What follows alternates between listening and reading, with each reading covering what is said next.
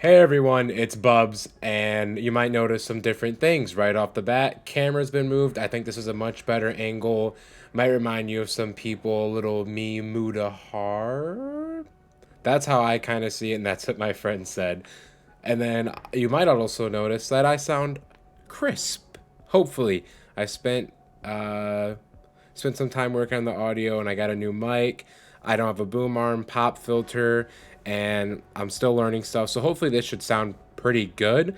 But today we're going to be doing a discussion and analysis and just kind of a hopes and predictions for Cold War Zombies after Treyarch released the gameplay guide on their website. It's like an in-game intel gameplay guide, goes over all the changes and gives you a pretty good idea of what the game's going to play like at launch. So let's deep dive into this. Okay, so at the start here, we know that the game comes out November 13th, which is really cool.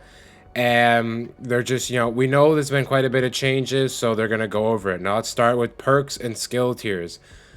You see here they said utilize at launch. Okay, more perks are coming down the road. We don't know what, we don't know how many, but we are getting more perks. I don't think it'll be a lot because there's no perk limit. And if they added like 15 perks, I mean, we would be like Superman. So it's going to be interesting how they balance things. At launch, we're going to be given Juggernog, Quick Revive, Speed Cola, Stamina Up, Deadshot, and an all-new perk, Elemental Pop. And if we scroll down a little bit, so we know that perks can be upgraded. And right here, they give us a breakdown of what each perk will do at its base level.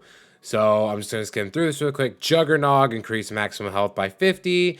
Quick Revive, reduce the time it takes to regen health by 50%. Reduce the time it takes to revive an ally by 50%.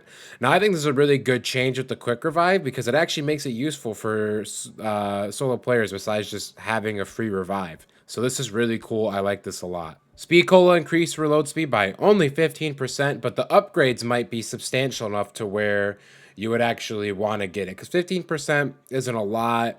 I don't know what it was before, but it was definitely really, really fast when you got Speed Cola in like Black Ops 3, 2, or 1. Deadshot Daiquiri. I don't know exactly how this is going to work on PC. Please make it good, guys. Elemental Pop. Every bullet has a small chance to apply random base ammo mod effect. And then they break it down, give you a deeper dive of what it actually is. But I think this, just when you shoot, so you know how like Black Ops 3, they introduced the double pack-a-punch ammo types. It's going to be something like that will randomly activate when you shoot. So it can help you out if you need it. And then here, they go over the upgrading. Now, to upgrade, you need raw Ethereum crystals, which is almost like a skill point. And I say skill point because later in the video, I want to propose a theory to all of you that I think Cold War Zombies is going to be like what my theory is. So with these raw Ethereum crystals, which are like skill points, you can upgrade your skills. Yeah, so over time, we'll be able to, he says it right here, you'll be able to use these crystals, improve the tools in your arsenal, improving their damage and utility to help you reach higher round. So right here, they give an example of what one of the perk tiers will be. And each perk only has three tiers, so 3 upgrades. So right here, tier 1, equipment damage also has a small chance to apply a random base ammo mod effect. Tier 2, reduce ammo mod cooldowns by 20%. And then tier 3, when a random ammo mod is applied, it uses your current skill tier instead of the base. So what I think is that each perk has a base effect, right? Each perk gets its base effect. But then on top of that, there's also 3 tiers of upgrades that each perk can get, which is pretty dang cool. And then right here, they confirm that more perks throughout the season. No guesses, so that's good. All right, moving on. Weapon rarity. So I think this is really cool.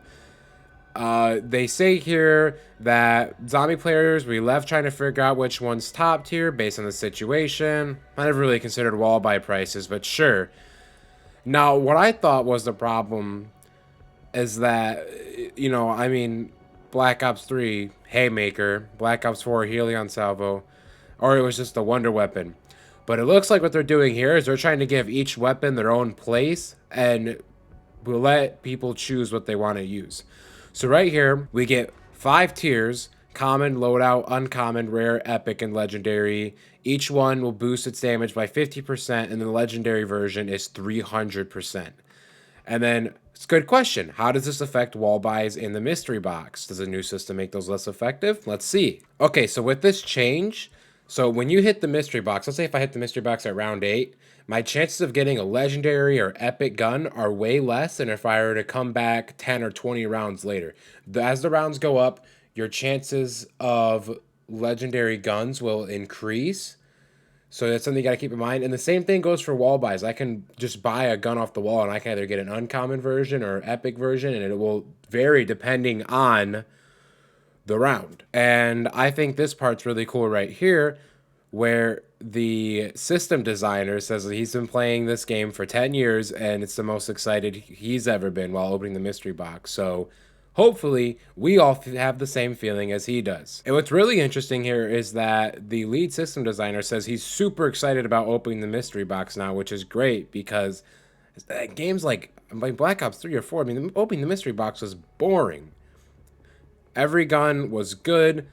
You know, whatever you got, you'd be fine. Black Ops 2 and 1, there were some real stinkers, so there was actually some level of chance, some risk versus reward with the mystery box. Yes, you could pay 950 points, but you could get a real stinker, like the War Machine or the rocket launchers.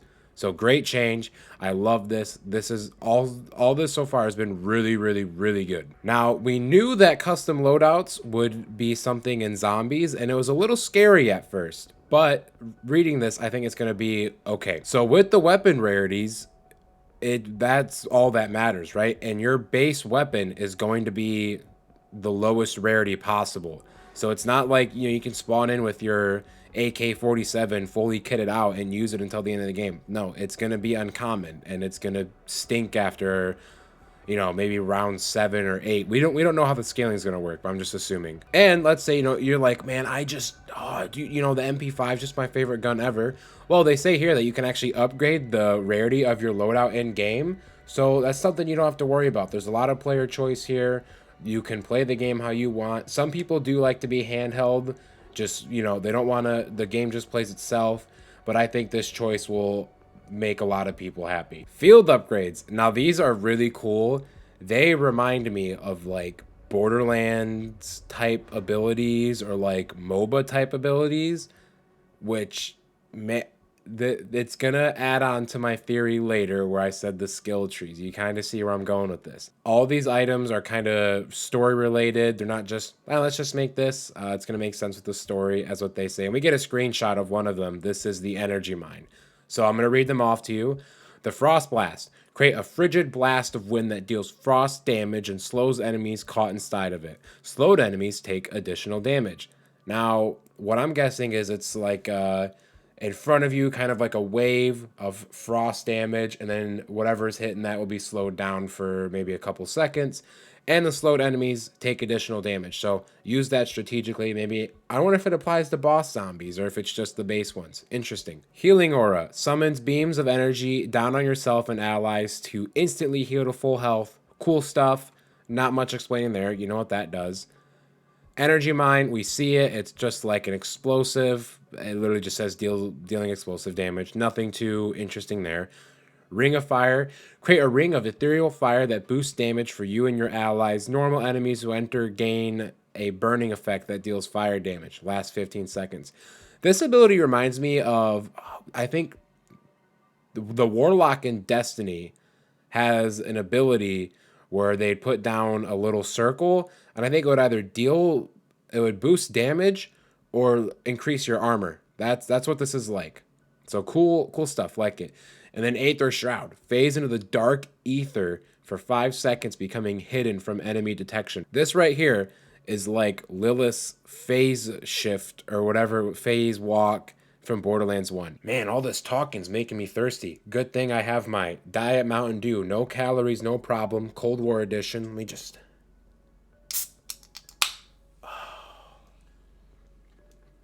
Okay, I feel much better now. So they say here that the design of these fields upgrades take inspiration from several abilities in previous games. Gobblegums and Elixirs, and we can see that. I really feel like they took inspiration more from like MOBAs or RPG type of games. This is really what I'm feeling with it. And they say here that, if you're playing with the team, coordinate with your team to see which ones we want. Do we want multiple people running the blast mine or the explosives? Like, there's so much combinations. I'm really excited to see what we're all gonna come up with and which ones. I hope there's not like, yeah, this one's the best, or worst case scenario, but like hopeful is that there's best things for different approaches. Like, this is the best camping one. This is the best not camping one. I don't know. Or this is the best one for doing the Easter egg. But I hope there's creativity, and it's not just this is the meta. Okay, next up, armor and salvage. So the zombie shield's gone. They nuked it from the game, which I think is honestly a good change. The zombie shield, I mean, what are they gonna do? Have you pick up 3 pieces and build it again and take up a valuable workbench spot? Like, I don't know. So it's good that it's gone. What replaces it is armor. It provides full protection all around you, unlike the zombie shield, which is just your back. Back muscle. Ugh. Love the back. And it can be found as a rare enemy drop or be purchased using salvage, which salvage, I'm assuming, is also maybe an enemy drop, or it's the new point system. It's interesting. And instead of just being like, damage negation, it instead mitigates a portion of the incoming damage. So maybe it'll be like a third of the damage you take is reduced. And it also does have a limited durability. However, it can be repaired. Armor shards can be dropped from certain enemies, so something like boss enemies or round, like whatever their variation of dogs is, if there is going to be dog rounds in Cold War Zombies. I don't know. And you can also fully repair your armor by getting the Carpenter pickup. So Carpenter is a little bit more useful. That's good. And then one more thing here is we can see that armor can be upgraded to 2 additional levels, increasing its damage, mitigation, and durability. And it says that zombies grow stronger every round. Good. The game needs to get hard. Getting to round 100 should not be easy. The fact that Black Ops 3 and 4 were really bad on this, that anyone could load into most of the maps and get to round 100 no problem, I think is stupid. High rounds need to be extremely rare, and only the most talented of people can get to round 100. I don't see why it's, high rounds are awesome, but they should be a challenge and something that you can't just be like, yeah, I'm going to go do a high round, unless you're a freak. So I like this. They need to get stronger every round. I don't want the game to be easy mode. This one's interesting, and I was a little worried when we first saw it in the gameplay reveal, but they're adding score streaks to zombies. And you can get them from the mystery box, or I think just from the mystery box. Yep, so it pops out of the mystery box. So that's how you get it. And at the start, there's the combat bow, which I'm assuming is just some like explosive bow and arrow, sentry turret, war machine, chopper gunner, and self-revive. And then more will be available at launch. Not at launch, but later down the road. I'm assuming, hopefully. Let's keep an eye out, fingers crossed, that they add more streaks, because this would be cool. And another thing, which is kind of weird, but if you use like a chopper gunner, it's just, you kind of become invincible until the chopper gunner's gone, which I don't know how that's going to work. Like, what if you're like in a solo game and you call it in inside a building? Are all the zombies just going to stay inside the building and you waste your chopper gunner? It's interesting how they're going to balance this all, and I'm so excited to see. All right, almost at the end here. So loot and crafting. So they don't say much here, so I'm just going to quickly go over this. Every zombie has a small chance of dropping resources, including salvage, armor, and lethal and technical equipment. The tougher the enemy, the better the loot. So kind of like how in Origins or DE, the Panzer will drop apart for some type of buildable. It seems that in this game, it's going to be the same kind of thing, where the boss zombies have the chance of dropping some valuable loot, or they might not. We can get an idea of how the game's going to work, but to really see how it's going to play, we're just going to have to wait. And they also say that rarity assigned to loot based on its effectiveness.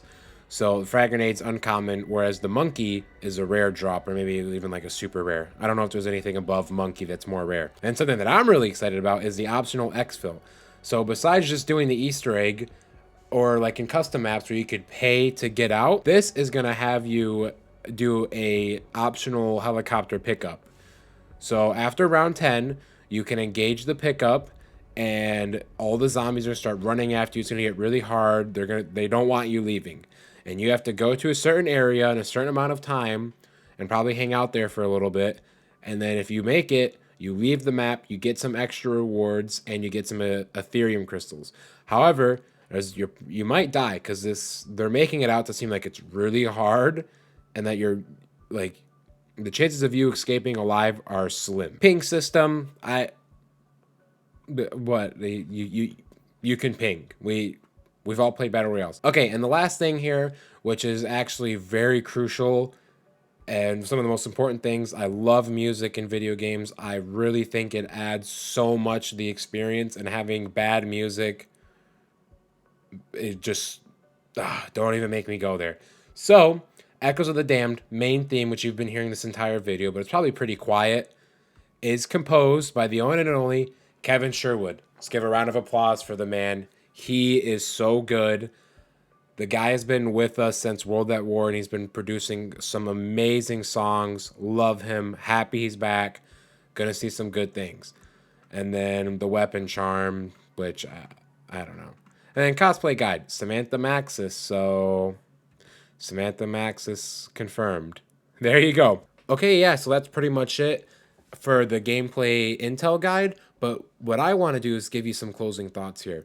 Now, everything that described with the perk tiers, upgrading your abilities, the Ethereum crystals, which are like skill points. You have perk tiers, which kind of sound like a skill tree, and the weapon rarities. Guys, this is seriously giving me some major Borderlands vibes, or like some type of RPG kind of thing. And you have the abilities too, which I'm pretty sure can be upgraded. I mean, this is some really cool stuff here. I'm so excited for the future of zombies in Cold War.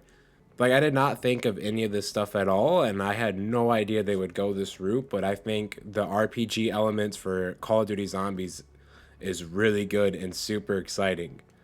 So we just have to wait a few more days to see if this is going to be like an RPG, like, you know, with like the Borderlands stuff, with the skill trees and the upgrading stuff and the Ethereum crystals, which are like skill points, and the weapon rarities. Hopefully that this is going to be fun, and there's a lot of replay valuable. Hopefully this is going to be fun, and that in less than 2 weeks we'll be able to do a full analysis and review and have an awesome game, and zombies can be back. All right, so that's actually it. We're done here. Hope you enjoyed the video, and stay tuned until Saturday, where we get a nasty, filthy chest workout in, and I discuss competing in bodybuilding. And until next time, have a great day. Ugh, yeah.